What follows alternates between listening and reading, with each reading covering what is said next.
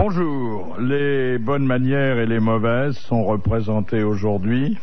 Parmi les bonnes manières, et je vous prie de donner à ce terme un sens strictement protocolaire, quelqu'un qui a beaucoup fréquenté les milieux hippiques et qui donc connaît l'art du baise-main, de la révérence, Dari Boudboul. Bonsoir.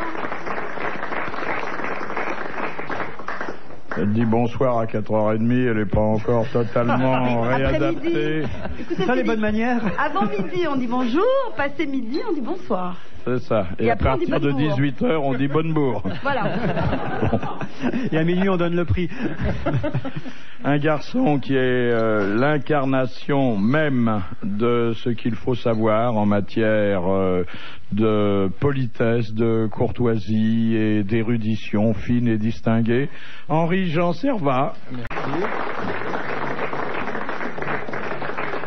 Le plus rapide d'entre nous, mais il n'en abuse pas car il s'arrête toujours au bout de quelques secondes. Vincent Perrault. Ah, la réputation. Et puis, les mauvaises manières, il est là pour ça. Laurent Ruquier. J'étais sûr, hein. J'étais persuadé que j'étais pas dans les bonnes manières. Je sais pas pourquoi. Je viens de perdre mon pari, Philippe. J'avais parié que vous n'arriveriez pas à aller jusqu'au bout de la présentation de nous quatre. Vous avez couché sans chaussettes. Qu'est-ce qui vous est arrivé? Vous nous avez refait une nouvelle version de Gorge Profonde ou... Oh, non, mais du temps. Alors vous, hein, avec vos engins polluants qui ne vont nulle part de surcroît, parce que, excusez-moi, brûler des milliers et des milliers de litres de carburant pour aller nulle part, c'est du gâchis. Non polluant. J'ai rien compris à ce record. Moi, j'ai vu ça dans la presse. Je voudrais bien que tu m'expliques, parce que vraiment... Mais je peux pas dire parce que je me souviens pas de tout, si tu veux. Non, mais c'est un record du monde, hein, c'est la première fois que je rentre pas sur la voiture, mais dans une ambulance, et là ça m'a un peu chauffé le cul, si tu veux, donc je vais arrêter mes conneries, comme on dit maintenant. Je suis allé au bout de mon idée, j'ai fait mes ça trucs, vous a vraiment chauffé, là où vous dites ça? Ah oui, oui, oui. J'ai d'autres trucs, si tu veux. Ça te coûtera moins cher. Bah, finalement, je vais continuer les miennes après tout. Hein. Non, mais c'est incroyable. Non, mais je l'ai vu dans une fusée énorme. J'ai peur qu'il s'intéresse qu'aux très grosses fusées. Je ne m'intéresse qu'aux bombes et aux canons. Vous avez terminé dans le SAMU alors? Ah oui, non, parce que là, effectivement, quand... Pourquoi vous n'avez pas commencé dans le SAMU aussi? Ça roule bien, le SAMU, ils ont des sirènes. Ça roule bien, mais c'est pas homologué exactement comme je le voulais. Et puis l'oxygène, je préfère avant que pendant. Non, j'ai eu chaud là. Non, honnêtement, là, ça m'a chauffé. Là. Mais tu cherchais à faire quoi? Parce que tu dis, je veux aller jusqu'au bout de mon idée. C'était quoi ton idée? Mon idée était très simple. C'est d'arriver... aller en voiture plus vite qu'au lit. Je sais, si tu laisse-moi dire, ou tu me poses la question, ou tu me laisses répondre, tu vois. Elle a pas changé, hein. Ça fait longtemps que je l'avais pas vue, mais toujours aussi chiante, hein. C'est pour ça que je l'invite. Ah, d'accord. Non, je te disais, enfin, j'essayais de te dire que moi, mon but, c'était de faire une course, un record du monde d'accélération, c'est-à-dire aller très vite en peu de temps, et de dépasser 400 km/h en moins de 3 secondes d'accélération. On est bête, mais on avait compris, mais on comprend pas quel est le sens de ça. Mais attendez, c'est un record d'accélération ou un record de freinage? Il vaut mieux que ce soit aussi un record de freinage pour éviter que ce soit un record à titre posthume. Non, mais moi j'ai lu que c'était un record du monde, mais est-ce qu'il y a d'autres fous dans le monde qui le font? C'est le seul. C'est ça? Les autres n'osent pas. Oui, il y en a, bien sûr. Ah oui, mais on les connaît pas. Mais pareil qu'il y en a un qui va aller à 1000 km. Ah ben, le record du monde de vitesse pure sur le lac Salé, c'est-à-dire le passage du mur du son, a été battu en fin d'année dernière par les Anglais, avec un record magnifique, mais là, c'est vraiment de la vitesse sur longue distance. Moi, c'est sur une très très courte distance. Et donc, Philippe, vous étiez derrière, et c'est là que vous êtes enrhumé, non? Ah ben, Montagnier m'avait dit, prends un caleçon de Philippe, ça te servira de parachute. J'ai pas compris ce qu'il a voulu dire. Que nous envoie Monsieur Rapin, qui a dit à un général on dit mon général, à un colonel on dit mon colonel, à un adjudant on dit mon adjudant, à un deuxième classe on dit ta gueule, à condition d'être adjudant. Jean-Yann? Non. Oh, ça c'est Frédéric Dard, non? Alphonse Allais? Non. Ou Francis Blanche? Non. C'est mort ou c'est vivant? C'est hélas, c'est mort. Coluche? Non. Courteline? Non. Pierre Desproges? C'est Pierre Desproges. Bonne réponse de Dari Boudboul. C'est la première fois dans cette émission que vous invitez quelqu'un, Philippe, de bien élevé. Parce que c'est la première fois qu'on me tient ma chaise quand je m'assieds. C'est un bien élevé, intelligent et fréquentable. Sa bonne éducation ne l'empêche pas de dire tout ce qu'il a à dire, contrairement à d'autres. Mais c'est très agréable. De toute façon, vu la taille de Dari Boudboul, on est tous bien élevés à côté. Vous l'aviez jamais vu de près? Si, je l'ai vu de près ici même, mais j'avoue que j'en garde un souvenir. On peut la voir que de près d'ailleurs, car de loin on la distingue. J'avais hâte de la revoir parce que je n'avais jamais vu de jockey de près et je pensais pas que c'était si petit. Et ben justement, Laurent, détrompe-toi parce que en plus j'étais une des plus grandes des jockeys. Parce qu'un de mes plus beaux souvenirs de course, c'est un jour dans les vestiaires, un jockey qui me dit « Ah écoute, Dari, toi qui es grande, tu peux pas m'attraper la casaque ?»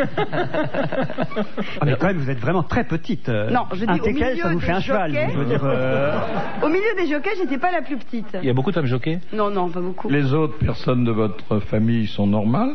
Bah oui.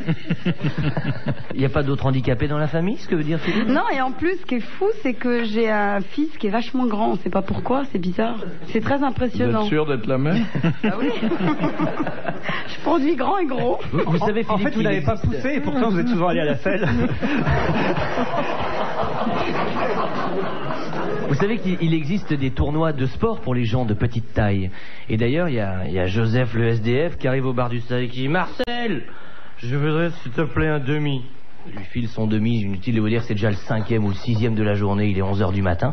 Et juste en face du bar du stade, il y a évidemment le stade. Et sur le stade se déroulent, dans la discipline du rugby, les rencontres des finales, inter, machin, tout ça, des gens de petite taille, donc des nains autrement dit, qui font leur match de rugby, tout se passe bien, etc. Pendant ce temps-là, Joseph le SDF dit « Marcel, je voudrais encore un demi s'il te plaît ». Il en est à son 15e, c'est une catastrophe, le match se termine, ils vont dans les vestiaires, ils font leur truc, ils se serrent la main, les bus sont là pour les ramener dans leur club. Et puis, ils voient le bar du stade, ils se disent, mais si on allait boire un petit verre quand même pour nous, entre nous, sport, vous ayez gagné, c'est pas grave, allez, on vous offre une tournée, très bien, on va au bar. Et tous les nains vont jusqu'au bar. Juste au moment où Joseph le SDF, il faut quand même boire mais aussi éliminer, va aux toilettes, fait pas attention, ne les voit pas entrer, il revient 5 minutes après, il dit, Marcel, je voudrais s'il te plaît un demi. L'autre lui file un demi encore, et puis les nains boivent ensemble leur petit demi également, tout va bien, ils ont terminé un quart d'heure, 20 minutes après, hop, sautent de leur chaise, ils s'en vont, puis là tout d'un coup, il y a le SDF qui regarde l'entrée du bar, et puis qui voit tous ces gens de petite taille, il a les yeux qui s'écarquillent un petit peu, il fait « Marcel, tu devrais faire attention parce qu'il y a ton baby-foot qui fout le camp là. » C'est dedans on en raconte de bonnes dans les véhicules du SAMU. À propos de stade, vous avez vu que autour du Stade de France, il y a 5000 foyers qui ne captent plus une chaîne de télévision depuis que le stade a été construit. Alors c'est quand même formidable parce que le mondial, la Coupe du Monde de foot est retransmise dans le monde entier, mais à Saint-Denis, ils ne voient pas un match. Qu'en se mettant à leur fenêtre, ils vont voir quelque chose. C'est vrai, c'est vrai. Il est beau, hein, le Stade de France. Vous êtes allé, Philippe, non? Non, je crois que je ne vais pas y aller tout de suite. Il faudra qu'ils changent de jeu. Parfois, ils ont besoin de ballons, vous savez. Monsieur Rapin, qui a dit les Italiens firent la Renaissance, les Allemands la Réforme, les Français la Révolution et les Suisses la pendule à coucou. Un Suisse? Non. Un Français? Non. Il était de langue anglaise, mais il était américain. Il était. Et cet homme avait à la fois du talent, du génie et de l'humour. Un écrivain, Hemingway? Non. Orson Welles? C'était Orson Welles. Qui a dit Orson Laurent. Welles? C'est Laurent Ruquier, on ne oui. peut pas mieux répondre. Bravo à Laurent Ruquier. Ça a l'air de vous surprendre quand je donne une bonne réponse. Oui. Non, mais je vous ai pas invité pour ça. Question de Monsieur Lattré. Quel est le gaucher belge le plus célèbre? Raymond DeVos, Johnny Hallyday. Le Mannequin Peace. Le Mannequin Peace, exactement. Bonne réponse de Vincent Perron. Vous n'avez pas remarqué que J'ai eu l'image, j'ai eu le gros plan sur la main, donc forcément aussi sur la tribu, au moment où vous posiez la question, dites donc. Et vous savez que sa femme a une effigie un peu plus loin sur la Grand Place? C'est une bêtise que vous dites là. Pas du tout. Non. Non, c'est vrai? Non. C'est Gary Woodbull qui a servi de modèle? Question de Monsieur Ledru. Que fournissaient aux spectateurs les exploitants des salles qui diffusaient le film Blood Fist aux États-Unis en 1963? Des lunettes, c'était en relief peut-être? Non. Des petites pastilles odorantes? Non. C'était en quelle année? C'était en 1963 et c'est le seul film qui ait exigé ce type de précaution. Et tu sais Des pas ça, des toi, le préservatifs? spécialiste? Non. Ceinture de sécurité?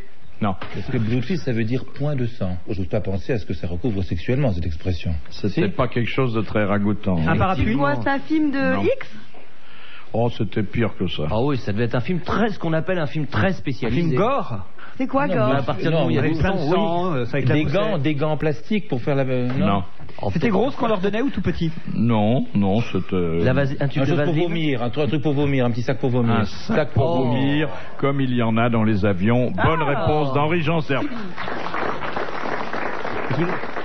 On ne peut pas raconter ce qui se passait dans le film, mais on peut l'imaginer rien qu'avec les gens avec le petit sac entre les mains. C'était vraiment dégoûtant. Et vous savez qu'il y a eu un film qui est sorti après, après ça, il y avait une petite, ce que disait Laurent est très juste, comme une espèce de petite carte vous aviez, et puis il y avait 10 numéros dessus. Et c'est un film de John Waters, qui est un metteur en scène complètement allumé du cinéma américain. Et en bas, il y avait un numéro à certaines scènes. Alors par exemple, le mari le soir mangeait avec sa femme. Alors il y avait une tarte aux fraises, par exemple.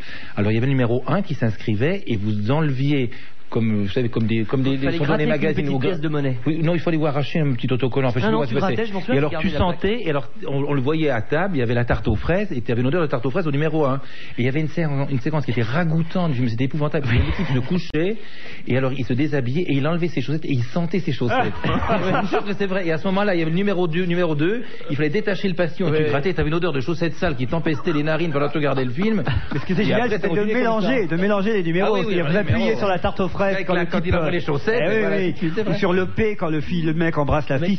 Mais il le fait. À un moment donné, il y a numéro 3, on comprend pas pourquoi, on commence à gratter, nous, et juste à un moment donné, on se retourne et là. Donc là, on se dit d'accord, et au réveil, il va aux toilettes, on a droit à tout dans ce truc. Je le trouve bien changé depuis votre dernier record. Il a grandi d'ailleurs, regardez, son pantalon est beaucoup trop court. Non, mais vous racontez des choses que vous n'auriez jamais racontées avant. On s'est pas vu assez ces derniers temps. À mon avis, le SAMU est arrivé trop tard. Madame Corroyer de Dieppe, jusqu'en 1960, quelles étaient les personnalités qui n'étaient pas conviées par la reine Elisabeth II aux célèbres courses d'Ascot? Les gens divorcés. Les gens divorcés. Bonne réponse, Henri-Jean Servat. Et elle a été obligée de revenir sur sa décision quand sa sœur a divorcé. Elle a été obligée de recevoir les gens divorcés. Voilà, maintenant elle revient sur tout. Maintenant elle revient sur tout, mais à l'époque elle ne pouvait plus recevoir sa sœur, donc c'était un peu. Elle a fait les 400 coups, la sœur, quand même. Hein. Ah oui. Elle était, je veux dire, les hommes ils venaient la chercher la nuit. Elle sortait de Buckingham avec les chaussures à la main. Elle montait dans la voiture de sport. Elle partait les cheveux au vent, sa grosse touffe au vent et tout. Elle partait dans la voiture de sport. Non mais sa grosse touffe de cheveux, la grosse touffe comme ça au vent. Dites qu'elle était sans culotte. Voilà. Non, puis après, elle s'est jamais calmée, celle-là, parce que elle a eu le fameux photographe, lequel elle s'est mariée, dont elle a divorcé. Et puis après, elle a rencontré un garçon qui aurait pu être son fils, qui s'appelait Roddy, vous savez, qui était un espèce de peintre un peu hippie, musicien, qui était un peu... Mais vous êtes dans la chambre pour savoir tout ça ou... Bah non, mais tout le monde le sait, quand même. Elle l'avait emmenée, elle était... On sait bien qu'à l'île Moustique, il y a que des piquets. Oui, voilà, mais bien sûr, elle était un peu taraudée par la grosse bébête, là. Mais l'actuelle, Elisabeth, elle fait toujours des choses avec son époux ou pas? Non, c'est fini, hein.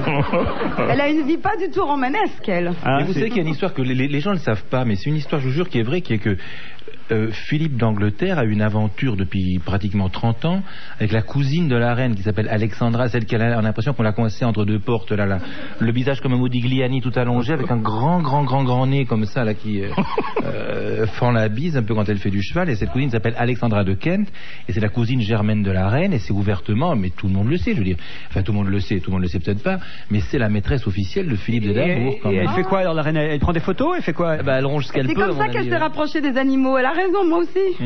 Par dépit des hommes. Moi, je trouve autant on doit le mettre d'acteur de cinéma. Genre, tu vois Madonna au Festival de Cannes qui fait des galipettes toute la nuit dans sa chambre avec un congrès de portoricains. Ça, c'est rigolo encore. Oui, enfin, je vois mal. Ah oui, c'est de quelle heure à quelle heure? Congrès de portoricains. Non, mais tu peux pas étaler des frasques comme ça quand tu es fait pour dispenser le luxe, le calme, l'ordre. Je trouve qu'il faut se calmer un peu. Ou alors tu fais ça en catimini sans que les gens ouvertement le sachent. Oui, mais il y a toujours des photographes. Attends, c'est quelque chose. Tu bosses dans un journal où on cherche beaucoup ce genre de choses. Il y a toujours des photographes pour vendre le truc, on sait, attends, mais Lady Di, elle sait quand même bien le major, machin truc. Alors dans ce cas-là, elle avait pas le droit, la pauvre femme. Moi, je trouve que ça fait de mal à personne. Je trouve que cette femme, le destin qu'elle a eu, c'est extraordinaire. Regardez par exemple, quand on voyait la reine d'Angleterre ou la famille Margaret ou tous les autres, j'ai l'impression qu'ils en mangent en balai coincés quelque part. Quand ils visitaient des malheureux sur des lits d'hôpitaux, elle avait le grand chapeau taillé dans, je sais pas, dans un tapis de salle de bain ou dans un gros nuage. Et la reine, elle fait comme ça, du bout du lit, comme ça. Puis on voyait cette femme qui était là avec des yeux pathétiques, elle avait des yeux comme des lacs, qui était beau, elle prenait le... Non mais c'est la première femme, dans l'histoire de l'humanité, pour pas faire drôle, mais c'est la première femme célèbre qui a pris un malade du sida dans ses bras et qui l'a embrassé. Qui a osé c'est parce qu'il n'y avait pas le sida avant, hein. Bah si, elle a un petit lépreux, brande un petit gosse lépreux par la main, on pourrait avoir peur. Par la main. Ah, mais c'est pas gentil. C'est pas gentil. Je trouve qu'il y avait du lyrisme et de la gentillesse, c'était pathétique et c'était beau. Moi, je trouve que c'était bien. Bon, en tout cas, on a eu droit à une envolée lyrique émouvante. Bon. Non, les yeux comme non, les mais lacs. ça, là, on a compris qu'il y avait un petit quelque chose. Oui. Non, mais je trouve que c'est beau parce que moi, j'aime pas les rois et les reines. Je trouve que c'est des gens qui sont ennuyeux, qui sont sinistres et qui sont un peu glacés, là, ils sont figés dans une espèce de gelée un peu glauque, là, qui les embaume à jamais. Et je trouve que de voir cette fille qui a donné de la vie, de la chaleur, à la royauté. Moi, je trouve l'image du type qui avait le sida, qui était sur son lit avec les yeux enfoncés, triste comme ça. Elle va le prendre, elle l'embrasse dans le cou. Je trouve que moi, ça me fait pleurer, pas de rigolade, mais ça me fait pleurer d'émotion, honnêtement. Le mieux, quand même, ça a été le père de Dodi Mohamed Al-Fayed qui a dit que c'était un complot dans un premier temps. Moi, je trouvais ça génial, l'accident. Un complot des services secrets de Sa Majesté. Vous imaginez, vous, James Bond en Fiat Uno? Quand même, c'est pas possible, oui, ça. Non, mais lui était un peu azimuté, le vieux grand-père. Son fils était en tout cas connu comme comploteur, hein. Bon, moi, je trouve qu'il y a encore des comédiennes qui font rêver, des actrices qui font rêver. Le tunnel de Brigitte Lahaie, très connu. Vous avez pas envie de passer une soirée avec elle? Elle fait rêver, Kim Basinger, je pense. Non, Sharon Stone. Ça vous coûte. Surtout depuis que je sais qu'elle aime bien les journalistes. Les Français. Isabelle Adjani, moi, elle me fascine complètement. Et je voudrais demander à Henri-Jean Servat, parce que Claudia Schiffer, elle vous fascine? Pas énormément, je dois dire. Mais vous êtes proche, pourtant vous connaissez très bien. Mais moi, ce qui m'a... Oui, mais est-ce que tu as le droit de la toucher? Est-ce que tu as le droit de l'appeler Claudia? Non. Mais ce qui m'a choqué le plus, c'est pas ça, c'est que je crois que c'est quelqu'un qui avait milité contre le port de la fourrure et qui a même posé toute nue dans des manteaux avec quelques autres mannequins pour dire on n'a pas le droit de porter de fourrure. Et puis tu la vois arriver sur un plateau d'émission de télévision et elle a un tailleur d'un couturier célèbre, elle a un col de fourrure autour du cou. Et c'était de la vraie?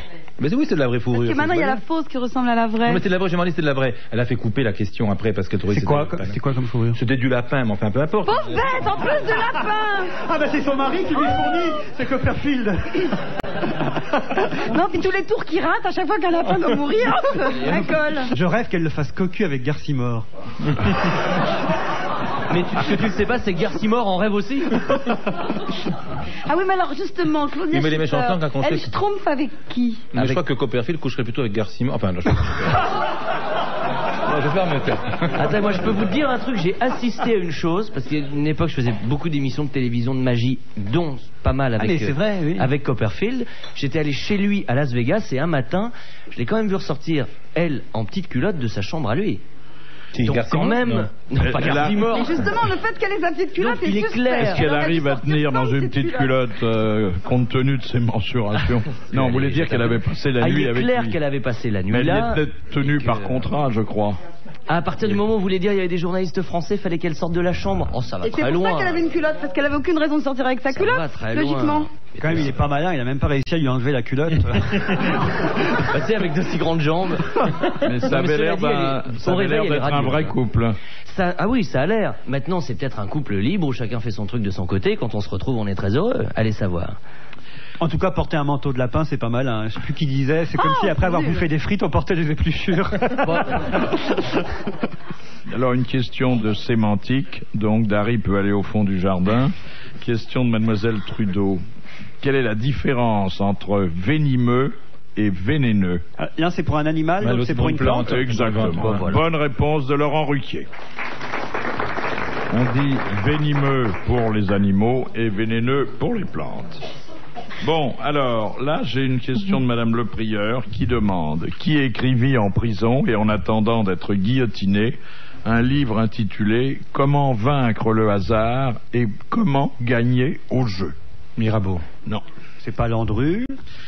Eh bien si, c'est Landru. C'est Landru? C'est Landru qui faisait des recherches sur ce qu'on appelle le variable stochastique et qui pensait avoir maîtrisé la chance. Enfin, il n'en a pas eu tellement longtemps. C'est une bonne réponse de Laurent Ruquier. Alors, c'est d'autant plus j'aime pas trop parler comme ça de moi, mais j'ai écrit une pièce de théâtre sur Landru, donc j'ai vraiment étudié la vie de Landru. J'ai jamais lu ça nulle part. Je savais qu'il faisait des mots croisés énormément, il dessinait aussi dans sa cellule, mais j'ignorais qu'il avait une pièce qui n'a pas été représentée. Pas encore, mais qui est en train de se monter. Quel sera Landru? Ah, je peux pas vous dire encore parce que. Allez. Non, parce que Comédien n'a pas encore tout à fait dit oui. En tout cas, je travaille dessus avec Robert Hossein et on espère que le projet va monter. Robert Hossein. Et on votera à la fin pour savoir. Voilà. Robert Hossein va la présenter, je pense. De Madame Chapelle, qu'est-ce qui distingue D'Artagnan des 3 autres mousquetaires? Il n'est pas mousquetaire au début de l'histoire. Un titre de noblesse, quelque chose? Non. Il vient du Béarn. Non, c'est pas ses origines. C'est plutôt après. Il est resté mousquetaire alors que les autres ne l'étaient plus. Mais... C'est dans la façon de l'appeler, Athos, Porthos, Aramis. Lui, en revanche, il garde son vrai nom. Il n'a pas de pseudonyme. Il n'a pas de nom de guerre. Voilà. Bonne réponse de Vincent Perrault et d'Henri Janser. T'as pas de petit nom plus court parce que Henri Jean c'est long. T'as pas un petit nom dans l'intimité? HJS. C'est pas long, pas facile. Tout le monde s'appelle Henri Jean? Bah oui. Même ta maman? Bah oui, on va pas mal humoriste quand même. Là, on appelle son enfant dans la rue parce qu'il ne faut pas qu'il traverse. Le temps qu'on l'appelle, la voiture est passée. Oui, ça fait Henri paf, Jean. En plus, si on vous appelle Henri Jean, il y a plusieurs personnes qui se retournent forcément.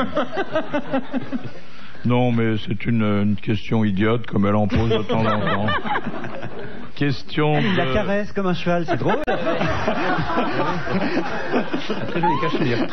D'ici la fin de l'émission, il va monter dessus. Hein. Enfin, Laurent. Ah non, mais c'est incroyable. Et pour une fois qu'il y a quelqu'un de bien élevé dans cette émission. Non, il croit qu'il lui a dit une vacherie parce qu'il lui a rien dit. Il lui a même pas dit qu'elle était conne. Il lui a simplement dit. Et puis il fait une petite caresse. Mais au moins, il faudrait que je fasse quoi alors? C'est fou. Mais pour moi, j'ai le sentiment d'avoir été très grossier et pas très bien élevé avec elle. C'est quoi la grossièreté pour vous, Henri Jean? Mais non, mais quand Qu'est-ce que vous dites comme Oui, très parisien, Henri Jean.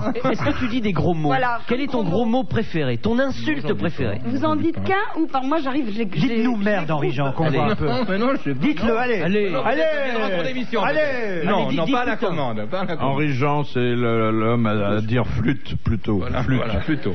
Avec du champagne dedans. Oui. Il me fait penser à mon premier petit copain qui était vraiment... Il était aveugle? Non, pas du tout, mais il me tenait la chaise, il faisait le tour de sa voiture parce qu'il voulait pas que j'ouvre la portière, etc. Non, vous êtes tellement maladroite. Et vous savez le top mais ça n'existe plus, ça. Vous savez le top du top quand aux jeunes filles qui veulent se marier, par exemple. Quand elles veulent savoir si elles sont tombées sur un mec formidable, c'est que généralement il faut ouvrir la portière. Moi, j'ouvre la portière des dames toujours pour sortir et pour rentrer. C'est une expression, ouvrir la portière d'une dame? Non, j'ouvre la portière, non. Moi, je fais ça toujours aussi. Non, tu fais ça, c'est bien. Et alors, le top du top à faire, c'est que par exemple, quand vous avez installé votre partenaire d'un soir dans l'automobile, vous l'avez installé, vous avez claqué la portière délicatement et vous faites le tour de la voiture pour revenir à votre place.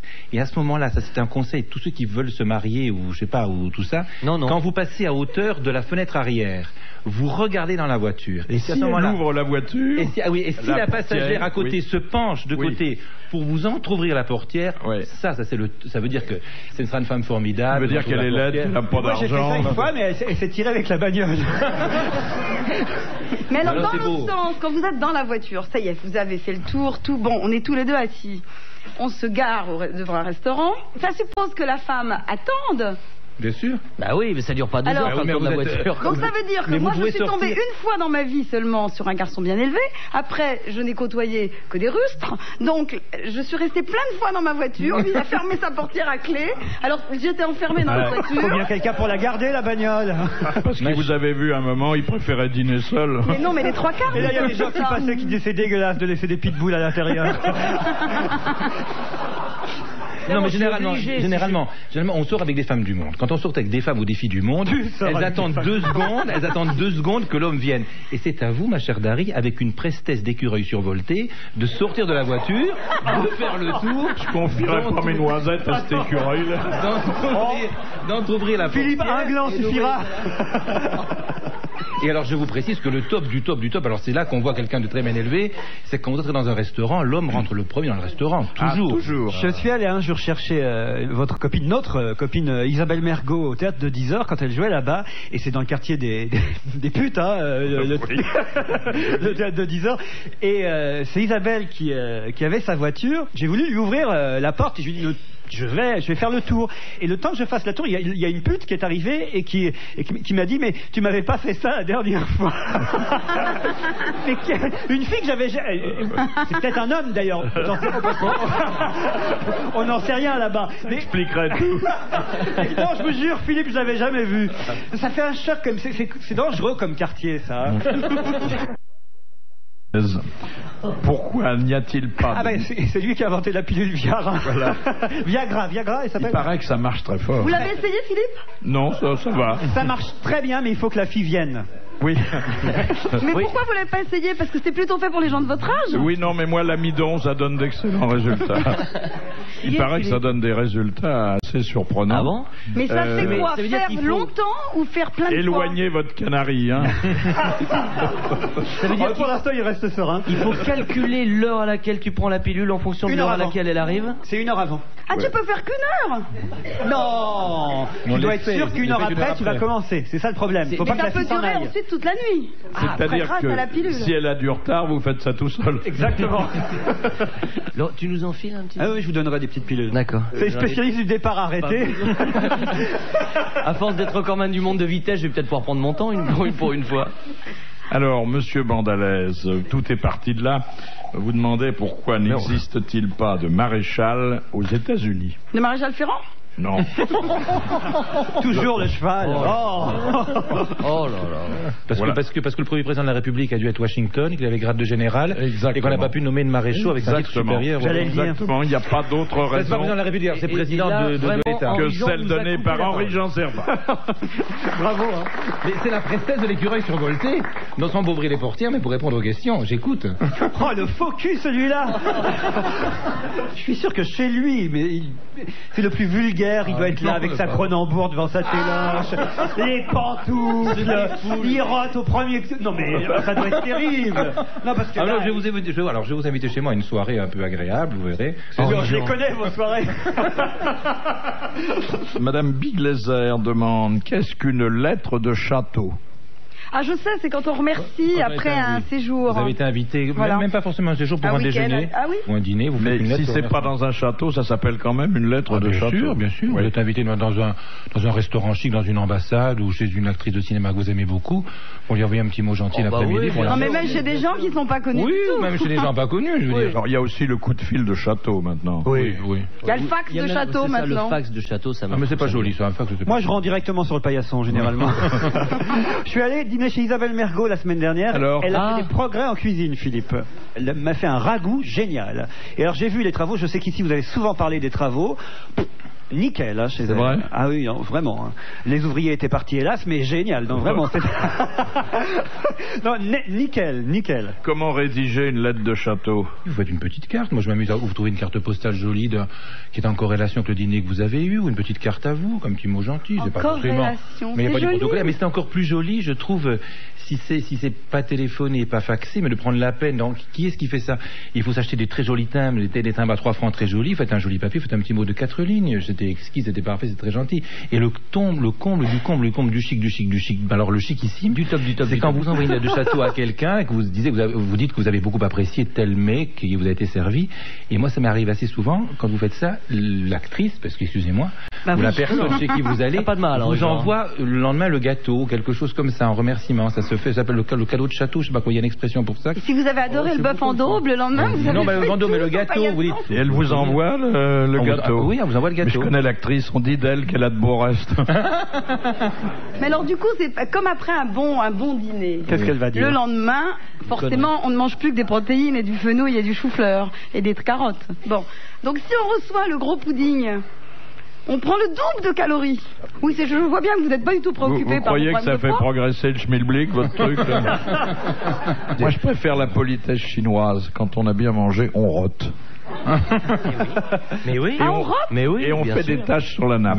Et on fait honneur à son hôte en faisant ça. Et comment on les fait les tâches quand on n'en fait pas On prend et comme ça, Oh, on jette des trucs. On mange fais salement, comme d'habitude. D'ailleurs, c'est pour ça Chirac aime beaucoup la cuisine asiatique et l'autre jour il a dit vive l'euro. Question de Madame Tolson. Qui fut jusqu'à la naissance du roi de Rome l'héritier présomptif de l'Empire. Elles sont pas ciblées les questions déjà aujourd'hui. Non, je connais pas l'histoire. Alors moi non plus. Ça, alors vraiment, ça Les rois. Le fils. Non, mais je connais pas les rois. Je déteste le roi. Le fils de Le roi de Rome, je Joséphine. crois, est né en 1807. Jusque-là, c'était ou un frère de Napoléon ou un des fils aînés ou un des fils de Joséphine. Oui, alors Le fils de lequel? Joséphine. Eugène. Non. Exactement. Eugène de Beauharnais. Eugène de Beauharnais. Bonne réponse d'Henri Janssen. Mais ce qui d'ailleurs, pour les gens qui aiment l'histoire, n'était pas normal parce que c'était un fils de Joséphine. Donc Joséphine, vous savez, elle était esclavagiste quand même, puisqu'elle venait des Antilles à cette époque-là, et elle n'avait aucune parenté avec l'empereur. Il aurait été plus normal que l'héritier fût un des frères de l'empereur plutôt que le beau-fils de l'empereur, fils de sa femme quand même. Hein, c'était pas très. C'est pas une lignée très directe. Voilà. Fils de sa femme, c'est un subjonctif ou c'est encore le... Il parle bien, hein. Oh là là là. On accorde l'imparfait du subjonctif généralement après un verbe à l'imparfait. Généralement, c'est la règle. Bon, ben des fois. Il connaît les règles, parce que nous, il y a des trucs qu'on dit comme ça, mais on ne sait pas pourquoi. Parce qu'on a toujours entendu dire. Non, puis il nous dit alors qu'il que lui, connaît il pas sait l'histoire. pourquoi il le dit. Parce que les accords du Nous avons eu subjonctif, un tout. professeur de subjonctif ici pendant des années. C'était Léon Zitrone. C'était Léon Zitrone. Allez, Il accordait les imparfaits du subjonctif. Fabuleux. C'est beau à voir. C'était d'ailleurs lui qui disait: fallait-il que je vous aimasse, fallait-il que vous me plussiez, Pour que je vous suçasse. Non. Fallait-il que je vous idolâtrasse pour que vous m'assassinassiez. Ah, ça classe un homme, ça. Ah oui, Ouais, ah oui. ouais, là, Il y avait leçons à beaucoup de prendre. succès avec ça, mais c'était beau quand même. Ouais. Moi, mon plus beau souvenir de Léon, c'est pas sur un champ de course. Ah. C'est un jour après les courses, il est venu chez moi et j'avais dans mon salon un tout petit fauteuil crapaud.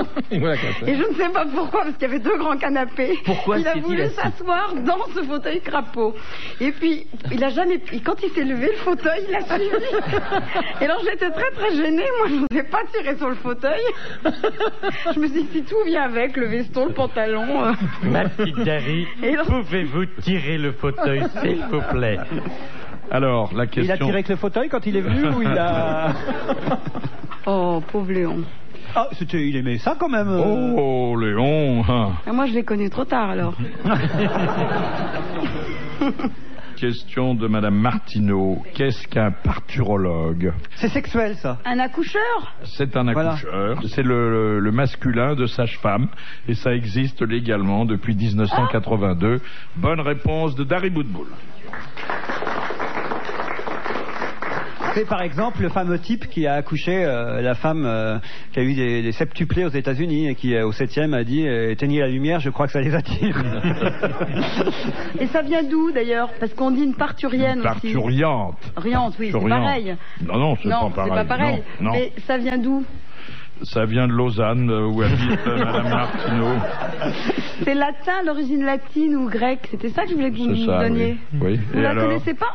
Mais non, mais voilà, je suis déçue là. Ça vous tenaille? Ah oui. Ça vous démange? Ah oui. Elle est mignonne quand même. C'est pas le mot qui vient à l'esprit.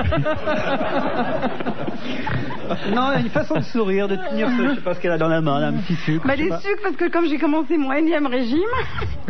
C'est quand même le genre de femme dont on est content qu'elle habite ailleurs. Oh, vous êtes méchant, Fifi là. Pas du tout. Vous m'avez dit tout à l'heure que j'avais besoin de la nouvelle drogue. Bon, Non, je dis que c'est c'est un plus- chien de ma chienne. C'est plus destiné aux gens de plus de 50 plus de ans. quoi 50 ans.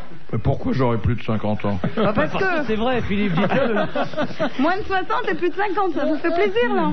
Il y a plus de 50 ans que je fais ça. Alors vous avez commencé très jeune. Même pas. Varin, pourquoi lorsqu'il souffre d'une indigestion, le cheval souffre-t-il beaucoup plus que les autres animaux? Eh bien parce que le cheval, il peut pas vomir. Exactement. Donc c'est terrible. Oui. C'est très très grave et c'est très pénible à voir en plus parce que ça les secoue de la tête dans l'autre sens, pas de la tête aux pieds mais dans l'autre sens. Et puis on sent qu'à un moment ça bloque. Enfin l'organisme n'est pas fait pour. Mais pourquoi la nature est Mais imparfaite? pourquoi j'en sais rien. Moi je suis pas véto. Bon, bah, attendez, vous connaissez admirablement le cheval. Oui mais pas dedans. C'est une bonne réponse de Dari Boudboul. On en apprend des trucs ici. Le cheval ne vomit pas. Oui, et alors du coup, ce qui est très très grave... et beaucoup Non, on t'en demande pas plus. si, parce que ça, c'est instructif pour les petits-enfants Ah, très et bien. tout, même qui vont dans les poney clubs, etc., ou qui voient des chevaux dans les prés et qui jettent des pommes. Il y a des toutes petites pommes, toi qui es un Normand, Oui. qui tombent des arbres mais un peu sauvages. Et les chevaux dans les prés sans pommes Des avec arbres ça. un peu sauvages, oui. Oui, enfin pas les grosses pommes vertes, granny, qu'on voit chez les marchands bourrées d'hormones. Non, parce que la Normandie, c'est pas la jungle non plus. Hein. Et les chevaux s'empomment avec ça. Et sur le moment, on le voit pas, donc la pomme reste coincée. Et le lendemain matin, le cheval est mort. Et on peut rien faire. Et moi, ma zouzoune, un soir... On y vient. Oui, parce que personne ne me demande comment elle va. Il y a qui qu'on y vient, sa zouzoune. Donc ma zouzoune, un jour, j'ai des amis de mon fils qui sont venus à la maison, qui se sont amusés à lui donner des pommes. Et le soir, je la trouvais bizarre, elle tournait, puis elle n'arrivait pas à faire riant. Et elle s'est mise à baver et tout. Et j'ai appelé le vétérinaire qui m'a dit qu'elle avait une pomme coincée. Et du coup, le temps que le vétérinaire arrive, j'ai dû prendre le jet d'eau. Qu'est-ce qu'il dit, votre vétérinaire, quand vous le réveillez en pleine nuit pour dire ma zouzoune bave? Mais justement, figurez-vous que je suis obligée de l'appeler 4 fois par semaine. Parce que, par définition, quand ma zouzoune est coincée, c'est toujours la nuit. Forcément, elle ne se coince pas dans la journée. Vous lui avez dit j'ai une pomme dans ma zouzoune? Non, je lui ai dit ma zouzoune est bloquée. Je vous disais qu'elle était trognon. Il vous a dit faites sortir le cheval? Mais pas du tout, parce qu'il s'est dit ça aurait été un cheval, un crack de Longchamp, il serait déplacé. Là, j'ai dû l'appeler 4 fois. Parce que il y a une hiérarchie dans les chevaux, c'est pas juste ça, je suis désolé. Pour une pauvre petite ânesse, il me disait il faut masser, la faire remonter la pomme, j'arrivais pas. Ensuite, j'ai pris un Jean Karcher pour lui mettre dans la bouche. Oh, le lavement. N'empêche que c'est ça qui l'a débloqué, ma zouzoune. Non, mais ça vous fait rire parce que vous n'aimez pas les bêtes. Aussi. Moi, depuis que je sais que les chevaux ne vomissent pas, je dois dire que je suis prêt à en prendre un. C'est propre, finalement. Oui, mais moi, elles font toujours au même endroit. Je me suis aperçue de ça. Alors, il y en a 2 qui vont faire directement dans la fosse, à fumier.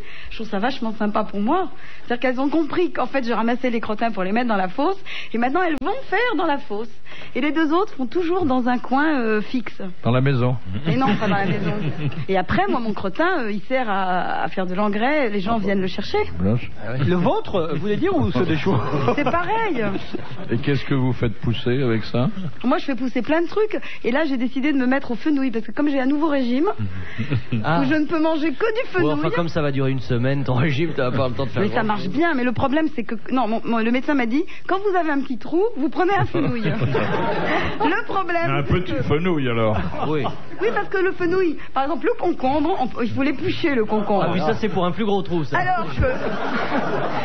Il y a peu de légumes qu'on peut manger sans les éplucher. C'est plus une zouzoune, c'est une autruche qu'elle a. Mais c'est pas pour ma zouzoune, c'est pour moi. J'ai bien compris. Il n'y a pratiquement aucun légume, à part le fenouil, qu'on peut manger comme ça. Or, quand vous avez un petit trou, vous trouvez des boulangeries, alors à profusion dans Paris. Vous arrêtez, il y a tout le temps des... Mais il n'y a pas une boulangerie qui vend du fenouil. Oh. Non. C'est scandaleux. Tu as raison, insurge-toi, c'est scandaleux. 70% de la population est au régime. Cherche à perdre du poids, n'est-ce pas, Philippe? Et... pas un boulanger ouvert l'après-midi à Paris, ils vendent des quiches, il n'y en a pas un qui a l'idée de vendre ou des concombres épluchés ou des fenouilles. Ah, c'est le boulanger qui aura l'idée de vendre du concombre et du fenouil. Et même moi, j'ai plein de copines qui achèteraient du fenouil et en même temps que le pain au chocolat pour le goûter des enfants. Quand on va à 4 heures chercher les enfants à l'école, un fenouil pour la maman et un pain au chocolat pour les enfants. Non, c'est une très bonne idée que je leur suggère. Quelle vie elle a. Monsieur Gentil, comment les comédiens japonais donnent-ils des autographes? Ils donnent un forcément pas cheveu, avec quelque chose de leur personne. Oui, enfin... De leurs vêtements. Non, c'est pas de ça leur... sort de leur corps. Ou, enfin, ça... La salive. Non, pas de la salive. Ah, Le maquillage blanc du visage, le maquillage. ça leur sert de... Ils passent des petits morceaux de soie sur leurs joues maquillées et ils les donnent à leurs admirateurs. Bonne réponse d'Henri-Jean Servat. Ah, ça, c'est intéressant. Ça, c'est une question que vous pourrez reposer parce qu'on va oublier la réponse. Enfin, moi, je suis sûr d'oublier. Bah, si vous veniez à chaque fois, je poserais toujours les mêmes questions. Ça peut être facile quand même de laisser un autographe avec du maquillage. Faut quand même. Il faut en avoir beaucoup. C'est plus personnalisé que la signature, quoi. On part avec un peu de la peau de sa vedette. Et en dessous, la personne qui a eu l'autographe est obligée de remettre le nom parce qu'un autographe se ressemble quand même, ressemble à l'autre. Vous savez, les plus beaux autographes que je vous ai vu donner, c'était quand Jacques Weber jouait Cyrano de Bergerac dans la mise en scène de Savary à Mogador. Un soir, il transpirait tellement, il avait joué sa pièce et tout. C'était la 10e ou 11e représentation et il a son nez qui s'est décollé, vous savez. Et du coup, il a pris le nez et il l'a envoyé dans le public. Et depuis tous les Cyrano, c'est une tradition qui a été Belmondo faite. a fait ça aussi. Belmondo, Michael tous Jackson les a fait ça. Cyrano qui jouaient, ils lançaient leur nez dans la salle. Et c'est beau, il y a des gens qui Heureusement regardent qu'il ça, c'est fait joli. pas de pièces porno. Ils lançaient les... Alors dites donc, voilà une question pour les cinéphiles que vous êtes. Question de Madame Simon. Qui fut la première pin-up de cinéma? Betty Grable. Avant Marilyn Monroe, alors. Oh, oui. Bien Oh. avant. C'est une Française? Betty Boop. Non. Est-ce que c'est une Française? Non, américaine. Ça doit être une américaine. C'est quoi la définition de la Attendez, pin-up? si, elle était française. C'est l'Ève du 7e art. Toutes les actrices sont des pin-up? Non, c'est une actrice un peu sexy, forcément. Sexy. Oh non, une femme, une fille de chez Méliès, celle qui devait jouer le voyage dans la lune, celle-là. Là. Alors, Mais les nymphes, enfin, je sais Comment plus elle comment s'appelait les... Le voyage dans la lune, Brigitte Lay. Mais elles étaient nombreuses. alors c'est vrai que c'est dans un film de Méliès. Et qu'est-ce que c'était par rapport à Méliès? Sa petite amie. Sa femme, C'est la Sa fusée. femme. sa compagne, quoi. Sa femme, enfin Sa bon. poule. Ça poule. Ah bah voilà, il se lâche. Et c'était dans L'amant de la lune. Il a dit un gros mot. Voilà. La C'est mon poule gros de mot. Méliès, c'était le gros mot d'Henri-Jean Servat. Alors comment s'appelait-elle? Madame Méliès. Non. Elle avait un nom d'actrice. On la connaît. Scarlett quelque chose. Vous pensez qu'on la connaît? Non. Alors pourquoi vous insistez? On connaît le nom? Josie la fusée. Maud, ça s'appelait pas Maud, une chose comme ça, non? Pas Maud, non. On connaît le nom ou pas du tout? Comment on peut... Vous sûrement pas. Moi, oui. On peut trouver au hasard? C'est un genre Non. la lunaire ou quelque chose comme Non, ça? non. Elle s'était Oh oui, alors non. forgé C'est Henri-Jean. un pseudonyme. Le prénom, donnez-nous le prénom. Alors je vais vous donner son prénom. Elle s'appelait Joanne. Oh non, je sais pas. Et après? À Dark, elle n'avait pas fait un machin avec Jeanne d'Arc, c'est pas une chose, non? Non? La femme de Méliès. Là, il faut qu'il prépare le chèque au service financier d'RTL, hein, parce que... Et puis ça, en fait, se faire coller sur une question de ciné, on n'aime pas avec Henri-Jean. ça nous chagrine, ça, beaucoup. Non, Alors mais là, le prénom de la femme de Méliès, oh... Ça, je viens de vous Joanne. donner le prénom. Oui, enfin, mais quel après, a le été nom, son nom de guerre. Je sais pas. Vous avez vu les films de Méliès? Ah oui, oui, non, je mais suis oui, sûr oui. qu'Henri-Jean les on voit a. très bien quel Ouais, film même c'est allusion, même de en plus, l'affiche, la grosse lune qui avait un espèce de Non, ça, but c'était de le- fusée ça, dans non, le. Henri-Jean, ça, c'est c'était le voyage dans la lune. Non, mais Là, pas- c'est ouais, l'amande de la lune. Si vous pouviez vous engueuler une minute, ça nous arrangerait. Non, honnêtement, Vincent. Non, parce que c'est vrai que concernant les histoires de lune, on connaît 2-3 trucs quand même, mais... Ça y est, là. Oh là là, ça fait mal. Voilà, ça. ben, je pense que la question mérite à la fois un mandat et des applaudissements. Car la première pin-up du cinéma, qui était la propre compagne de Méliès, c'était Joanne Daley, D''A-L-E-Y. Oui, elle a fait une carrière de comète dans le cinéma. Dernière citation de Monsieur Lecor. Quel écrivain français, grand écrivain français et académicien français, juste avant de mourir et après avoir contemplé les livres qui garnissaient sa chambre, a dit « Tout ça ne vaut pas une belle paire de fesses. » André Gide. Non, il aurait pu le dire, mais c'était pas des mêmes fesses qu'il s'agissait. Ah bon, Panatole, non. Oh, Anatole Non, France, il est mort bien avant. je pensais à haute voix, si je peux me permettre, c'est pour ça, j'ai mis le Tu t'en sors bien. C'est nouveau, on dira rien. Et moi, je peux ne pas penser à haute voix. Il avait des petites moustaches. Romancier Romancier. ou poète? Essayiste, poète. Paul Valéry? Non. C'était Paul Valéry. Bonne réponse d'Henri-Jean Servat. Bravo, merci. À la prochaine fois.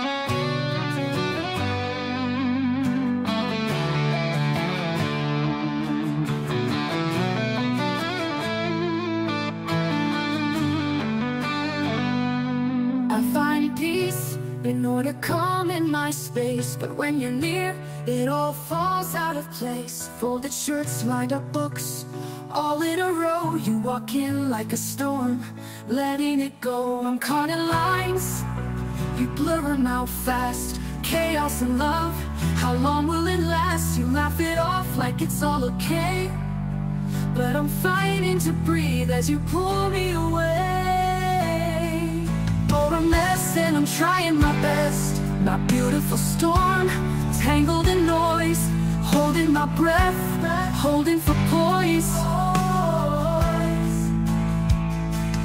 You're a mess and it's hard to confess. Picking up pieces but they never fit. Loving you's rough the test, but I can't quit. You laugh it off like it's all okay, but I'm fighting to breathe as you pull me away.